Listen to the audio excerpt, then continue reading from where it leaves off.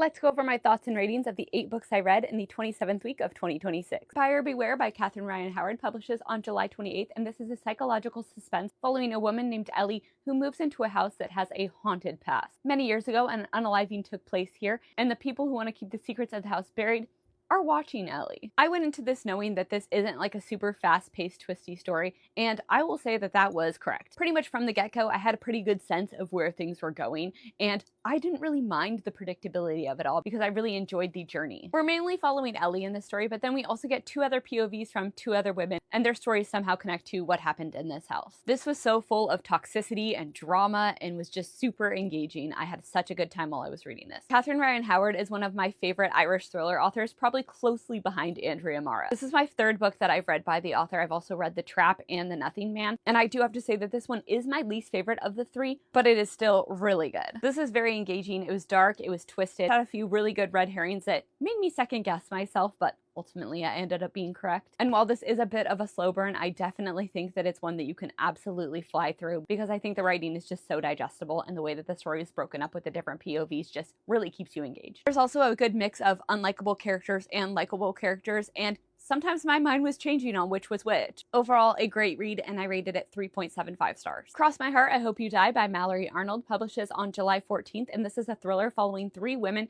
who discover that they've been dating the same man and decide to take him out to a cabin in the woods and get their revenge. But things don't go exactly as planned, and it turns deadly. This is described as a thriller version of John Tucker Must Die, and I must agree with that. Right away, we're introduced to these 3 very different women, and it is very concerning how well this man can mold himself to be whatever these women need in order to take advantage of them. This filled me with so much rage. If you like wilderness set thrillers, good for her moments, and horrible men getting what they deserve, then you definitely want to pick this one up. And it's perfect for summer-ween reading. This also has a little bit of a mixed media format because the girls end up in a police station and they're getting interviewed. So it was fun flipping between them getting interviewed and what actually took place. This definitely took a turn I was not expecting, and one that I really appreciated. I feel like my biggest pet peeve with thrillers is finding out the motive of, the killer and why things happened the way they did.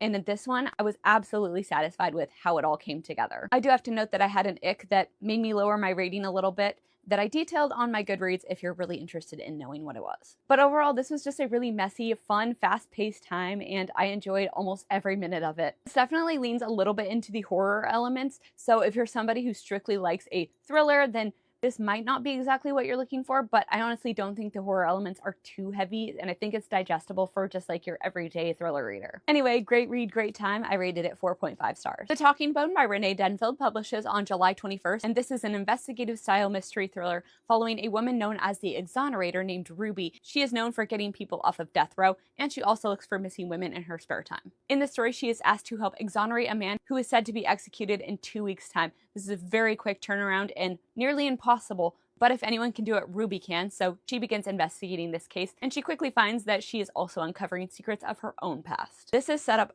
perfectly for a series, and I am always down for an investigative style series, especially when it's not following a police officer. There's just something about them, like the Frankie Elkins series by Lisa Gardner, one of my favorite series ever, and this one kind of matched the vibe of that one, so if you liked that series, you might want to check this one out. Ruby is such a well-developed character. She's an orphaned daughter of an orphaned mother, and she's just got a lot of traumas that she's carrying in her, and she just has this drive and this passion to help people that is absolutely moving. This got dark. Not to say I wasn't expecting it to get dark, but it got a little bit darker than I was initially expecting it to be. I really enjoyed the commentary on the prison industrial complex and the broken court systems, and it also dipped a little bit into racial injustice, and I thought it did it really well. I also do have to say that I love when a character is from Oregon or has a connection to Oregon, or there's any part of a story that takes place in Oregon, because that's where I'm from. It just really pulls at my nostalgia and at my heartstrings, and I just love that connection in this story. It made me just feel right at home. I would say this is a little bit more of a slow to medium paced burn, so if you're somebody who's looking for like a super fast paced, twisty kind of read, then this might not be for you. But if you're somebody who really likes to get to know a character and sit with the uncomfortable feelings and kind of form your theories right along with the main character, then this one might be for you. Overall, I thought this was a great read. It was very atmospheric, it was very well written, and the characters were exactly as developed as I needed them to be invested in the story. It was engaging, it kept me guessing, and yeah, I rated it 4 stars. The Waiting List by Matilda Wilding is not available in the US, but you can get it from Blackwell's with free shipping to the US. This follows a woman named Liv who is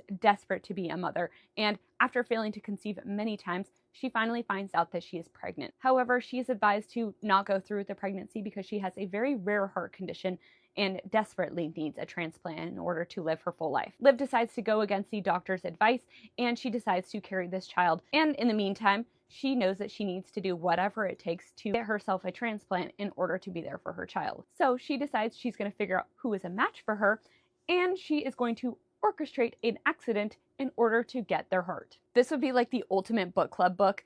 I feel like it has such a great moral dilemma in it, and it really makes you think. Liv is very unlikable, and I did empathize with her a little bit, though I did find it nearly impossible. I'm not a parent, so I can't really put myself in her shoes of what it would be like to know that you may not be around for your kid. But the decisions that she made throughout this book were just so hard to get behind, but I had a very fun time watching her make these choices. She is absolutely diabolical, unhinged, and conniving. Even aside from the decisions she's making in order to get this heart, she's also making very questionable moral decisions just in her everyday life, like in her relationship with her husband. I cannot support you, girl. I cannot support you with that. I definitely wish I read this with other people because I really want to hear other people's takes on the ending.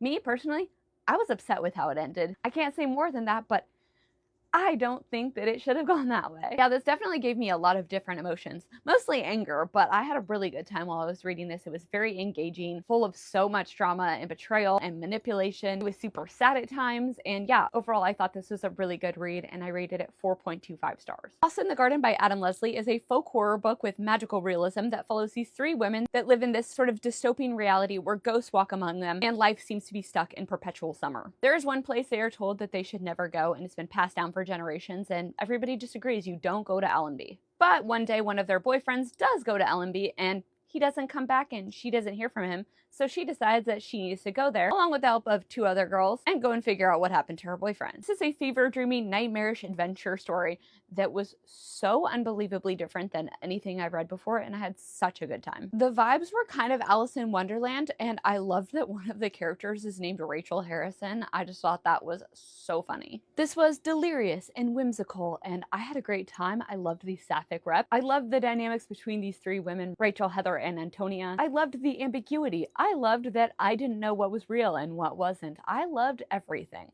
This was so good, and it was really easy to fly through. It's a kind of a long read, but it really did not feel like it. I feel like I read this just as fast as I do any other book. It's very bingeable and absolutely transporting. If you like books that make you feel like you're tripping, then you might want to check this one out. And even though this is whimsical and so much fun, it also is pretty sinister at times and definitely gave me that eerie, unsettling vibe several times throughout. It's just as psychologically tormenting as it is fun. It's definitely a book that I will never forget. Lost in the Garden was absolute perfection, and I rated it 5 stars. Before You Were Anne by Emiko Jean is the second book in the Detective Chelsea Calhoun series. It publishes on September 1st. And while this is the second book in a series, you don't need to read The Return of Ellie Black before reading this in order to understand it. It follows Detective Calhoun, and she is looking into the unaliving of a woman and the disappearance of this woman's daughter. The victim was a woman named Anne, but that wasn't actually her real name. Her real name was Rika, and she came from Japan and ended up in the United States.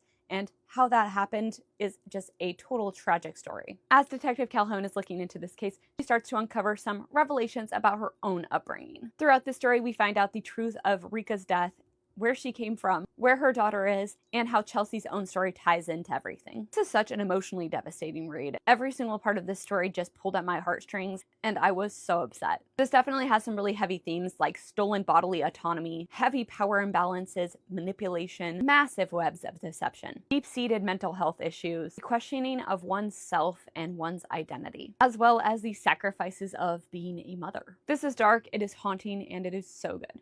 While I did enjoy The Return of Ellie Black, I will say that I didn't love it as much as I wanted to, and so I had a bit of low expectations going into this one, but I was pleasantly surprised that I liked this as much as I did. Overall, an enjoyable yet very sad read. Definitely threw some twists in there that I was not expecting at all, and I rated it 4 stars. And lastly, A House at the Bottom of a Lake by Josh Malerman and The Remaking by Clay McLeod Chapman were read during a reading vlog, Best or Worst Horror Books, which I posted yesterday. So if you're interested in my thoughts on either of these books, you can go ahead and watch that vlog. But I rated A House at the Bottom of a Lake by Josh Malerman 3.5 stars, and I rated The Remaking by Clay McLeod Chapman 4.25 stars. Thank you for watching. Now please drop me a comment and let me know your favorite book that you read last week. My favorite was Lost in the Garden by Adam Leslie.